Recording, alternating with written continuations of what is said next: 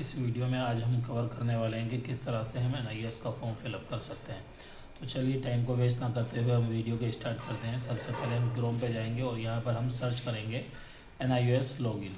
तो हमने यहाँ पे NIOS लॉगिन जैसे सर्च किया, उसके बाद जो फर्स्ट वेबसाइट है तो हम इस पर क्लिक करेंगे। इस पर क्लिक करने के बाद कुछ इस तरह का इंटरफेस आएगा।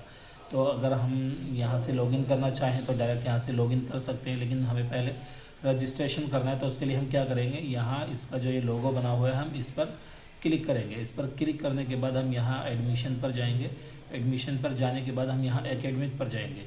तो एकेडमिक पर जब हम जाएंगे तो आप देख सकते हैं यहाँ स्ट्रीम 1 अक्टूबर 2025 शो कर रहा है और स्ट्रीम 2 हमारी अप्रैल 2025 वाली जो है वो क्लोज़ हो चुकी है। तो अब हमें यहाँ स्ट्रीम 1 अक्टूबर 2025 पे हमें क्लिक करना है। उसके बाद यहाँ कुछ बेसिक सी डिटेल्स मांगेगा। तो इसमें क्या है, जैसे हमें अपना स्टेट चूज़ करना है। स्टेट हमें वो चूज़ करना है जहाँ पे हम फॉर्म फिलअप कर रहे हैं। हमें बच्चे के डॉक्यूमेंट्स में क्या है, हमें वो सिलेक्ट नहीं करना है। जहाँ पे हम फॉर्म फिल कर रहे हैं, जिस सेंटर के लिए हम कर रहे हैं, तो हमें वो चूज़ करना है। इसी तरह हमें यहाँ पे कोर्स जो हमें अप्लाई करना है, जिसमें हमें अप्लाई करना है, जैसे हमें सेकेंडरी में अप्लाई करना है यानी कि 10th के लिए हमें अप्लाई करना है, तो हम उस तरह से वो चूज़ कर लेंगे। तो जैसे हमने यहाँ पे उत्तर प्रदेश चूज़ कर लिया है। अब यहाँ पे हम कौन सी डिटेल देने वाले, आधार कार्ड। अब हम यहाँ पे जो बच्चे का आइडेंटिटी नंबर है, जो आधार कार्ड का नंबर है, हम यहाँ पे वो फिल कर लेंगे। यहाँ पर डिटेल फिल करने के बाद हम सबमिट पर क्लिक करेंगे। तो चलिए हम उसको कर लेते हैं। ये हम यहाँ सबमिट पर क्लिक कर लेते हैं। हमने सबमिट पे क्लिक किया, फिर हम यहाँ यस पर क्लिक करेंगे। तो जैसे ही हमने यस पर क्लिक किया तो उसके बाद में हमारे सामने कुछ इस तरह से एक इंटरफेस आएगा।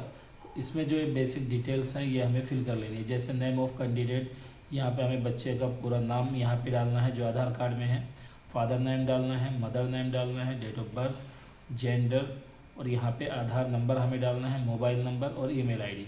मोबाइल नंबर हमें वो डालना है जिस पे OTP आएगा, जो चालू हो, एक्टिव हो। इसी तरह हमें ईमेल आईडी जिस पे OTP आ सके। तो यहाँ पे हमें वो चीज़ फिल करनी है। तो चलिए हम इन सबको फिल कर लेते हैं। अब हम जनरेट OTP पर क्लिक कर लेते हैं।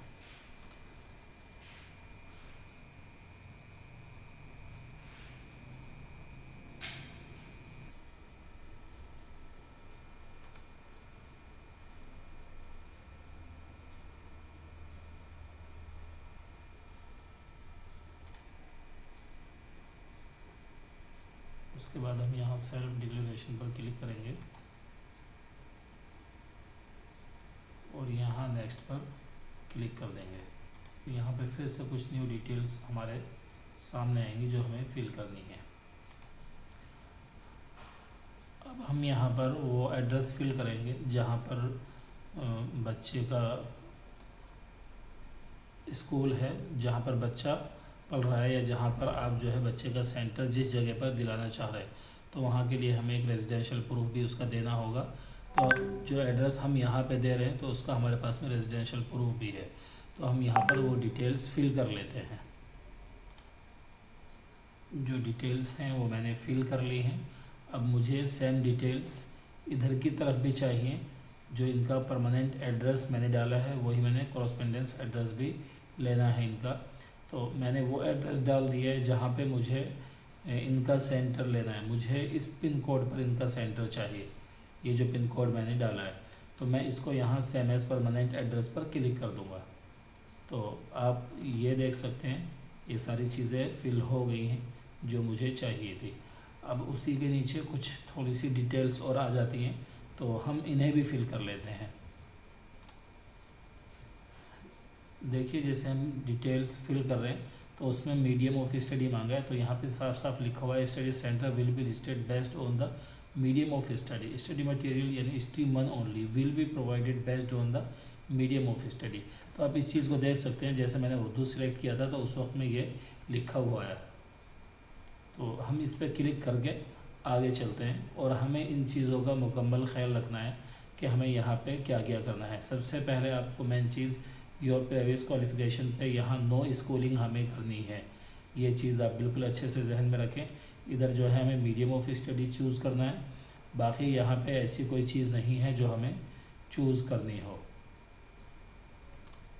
उसके बाद फिर हम क्या करेंगे, यहाँ नेक्स्ट पर क्लिक करेंगे। तो यहाँ जब हम सिंगल क्लिक करते हैं, सॉरी यहाँ पे सेल्फ डिक्लेरेशन लेना भूल गया था ये, तो यहाँ पे मैं इसे क्लिक कर लेता हूँ। और यहाँ जो है नेक्स्ट पर जैसे हम क्लिक करेंगे तो फिर हमारा नए तरीके से अगला स्टेप आ जाएगा। तो अब हमें फिर इसे अच्छे से देखना है कि हमें यहाँ पे क्या क्या तब्दीलियाँ करनी हैं। तो हमें इसको इसी तरह छोड़ देना है। यहाँ पे हमें ये मुस्लिम कर देना है। इसके अलावा हमें प्लेस ऑफ रेजिडेंस, इस पर हमें कुछ नहीं करना है, इसको हम छोड़ देंगे, इसको भी हम छोड़ देंगे। यहाँ जो है हमें उर्दू लेनी है, क्योंकि हम मीडियम उर्दू ले रहे हैं तो इसलिए मदर टंग में हम उर्दू डालेंगे, ना कि हम हिंदी डालेंगे। तो ये चीज़ आपको देख लेनी है। और यहाँ पे नेशनलिटी इंडियन है, इसकी हमें कोई चेंजिंग की ज़रूरत नहीं है। यहाँ पे कोई चेंजिंग नहीं करनी, ये कोई चेंजिंग नहीं करनी, ये भी कोई चेंजिंग नहीं करनी।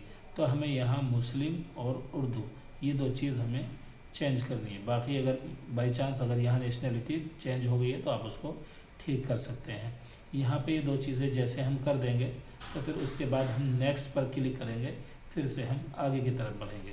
तो यहाँ जैसे हमने क्लिक किया तो फिर आप यहाँ पे देख सकते हैं जो आया है चूज़ सब्जेक्ट्स। तो अब हमें यहाँ पे सब्जेक्ट्स चूज़ करने हैं। तो अब इसमें हमें क्या करना होगा, सब्जेक्ट चूज़ करने के लिए। तो अब अपने तौर पर आप देखें कि आप कौन कौन से सब्जेक्ट बच्चे के लिए लेते हैं। हम आमतौर पे जो लेते हैं इंग्लिश 202 लेते हैं, उसके अलावा उर्दू 206 लेते हैं। यहाँ पे ये दो सब्जेक्ट हमने ले लिए हैं। और इधर से जो हम लेते हैं, यहाँ से हम सब्जेक्ट, हमको कोड मालूम है तो हम यहाँ से 211 मैथमेटिक्स ले लेंगे। उसके अलावा 212 में हम साइंस एंड टेक्नोलॉजी ले लेंगे।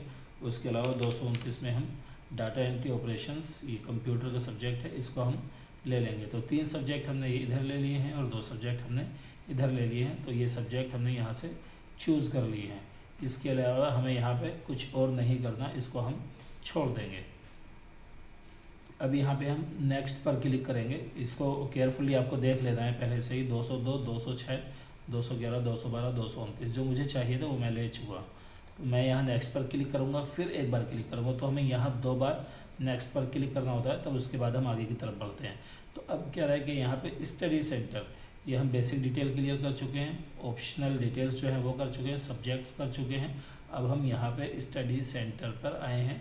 तो स्टडी सेंटर जो हमें लेना है, तो कंट्री हमारी यहाँ ऑलरेडी सिलेक्ट है और स्टेट भी ऑलरेडी है। अब हमें यहाँ डिस्ट्रिक्ट चूज़ करना है। तो हम जो चूज़ कर रहे हैं वो सहारनपुर चूज़ कर रहे हैं। ये हमें जो चाहिए सेंटर इसी में चाहिए। तो सहारनपुर में अब हमने ऑलरेडी इसके अलावा अपना एक पिन कोड डाला था, आपको याद होगा। तो उस पिन कोड के हिसाब से जो है हमारे सेंटर्स यहाँ पे निकल के हमारे सामने आ गए हैं। तो फर्स्ट नंबर पे जो मुझे चाहिए वो मैं यहाँ देखूँगा। जैसे बेसिकली मैं देवबंद में हूँ तो इस्लामिया इंटर कॉलेज मुझे चाहिए, तो मैं फ़र्स्ट पे इसी को लूँगा। तो यही मैं प्रेफर करता हूँ और आमतौर पे इसी पे हो जाता है। तो यहाँ मैंने ले लिया है। आप यहाँ पे देख सकते हैं 500 में से 494 यहाँ पे अभी बाकी हैं, जो अवेलेबल हैं 494 अभी बाकी हैं। ये एक मैंने यहाँ पे चूज़ कर लिया है पहले नंबर पे। दूसरे नंबर पे मैं देवबंद में देखूँगा, मैं ये वाला चूज़ कर लेता हूँ दूसरे नंबर पे, ये मैंने चूज़ कर लिया है।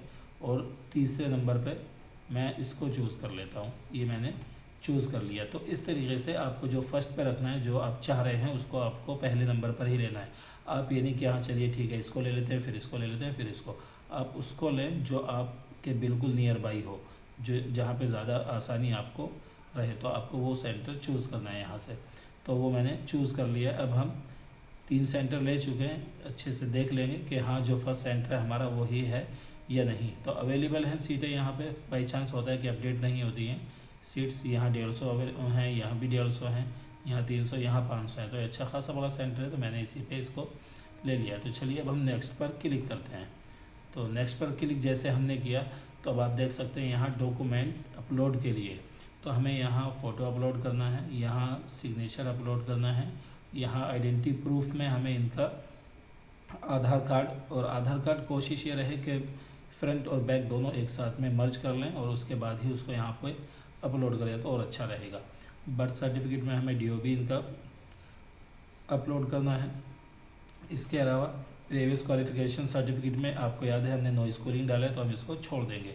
एड्रेस प्रूफ में आपको रेजिडेंशियल प्रूफ डालना है और वो आपको वो देना है जिस संस्था में, जिस इदारे में बच्चा पढ़ रहा है या जहाँ पे आप रह के इनको करा रहे हैं, तो वहाँ से एक रेजिडेंशियल प्रूफ इनका बनाना है।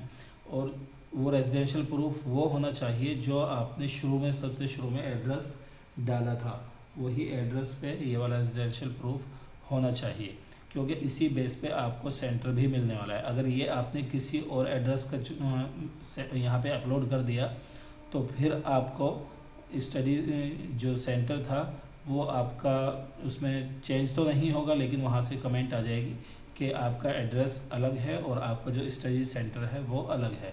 तो ये प्रॉब्लम आपको इसी चीज़ से आती है। तो आप हमेशा इस चीज़ का ख्याल रखें, जहाँ पे सेंटर आपने चूज़ किया है वहाँ का रेजिडेंशियल प्रूफ आप बना के डालें, क्योंकि ऐसा होता है कि बच्चा कहीं और से आके हमारे यहाँ पढ़ने लगा है, किसी दूसरे स्टेट का, मान लीजिए स्टेट का भी हो सकता है, दूसरे डिस्ट्रिक्ट का भी हो सकता है, तो हमें जो है उसका प्रूफ बना के यहाँ पे डालना है, अगर वो अदर स्टेट का है या फिर अदर डिस्ट्रिक्ट का है। तो ये चीज़ें हमें यहाँ पे अपलोड करनी है। एनी अदर सर्टिफिकेट में आप यहाँ पे बर्थ सर्टिफिकेट वगैरह भी डाल सकते हैं। तो ये चीज़ें हैं। तो चलिए मैं इनको भी एक बार फिल कर लेता हूँ।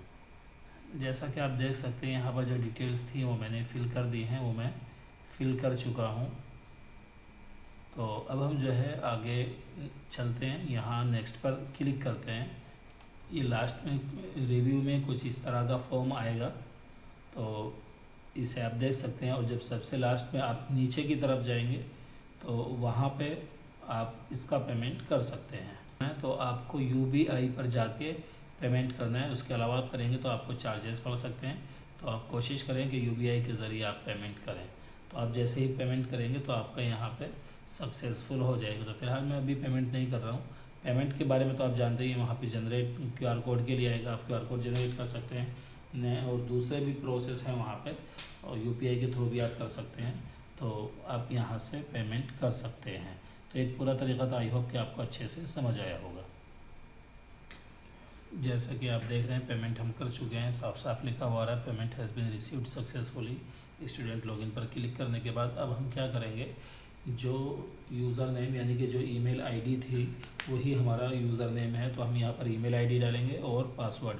अब पासवर्ड जो हमारे पास होगा, पासवर्ड अब आप जब वो ईमेल चेक करेंगे तो ईमेल के अंदर ही वो पासवर्ड आया होगा, तो उस पासवर्ड को आप यहाँ पर डाल लीजिए। पर ईमेल आईडी भी डाल दी है और जो पासवर्ड है वो भी डाल दिया। तो चलिए अब हम इसे लॉगिन कर लेते हैं, ये इजीली लॉगिन हो जाएगा। आप देख सकते हैं, इसे हम स्किप कर देंगे और ये हमारा लॉगिन हो गया है। आप देख सकते हैं अम्मार अमजद के नाम से ये आईडी लॉगिन हो गई है। और पेमेंट जैसा कि आप देख सकते हैं यहाँ पे साफ साफ लिखा हुआ है पेड, और यहाँ जो है status document verification in progress. जैसे कि हमने अभी फॉर्म फिलअप किया है, तो अभी जो है ये यहाँ से वेरीफाई होना है, फिर उसके बाद ये जाके कंफर्म होगा।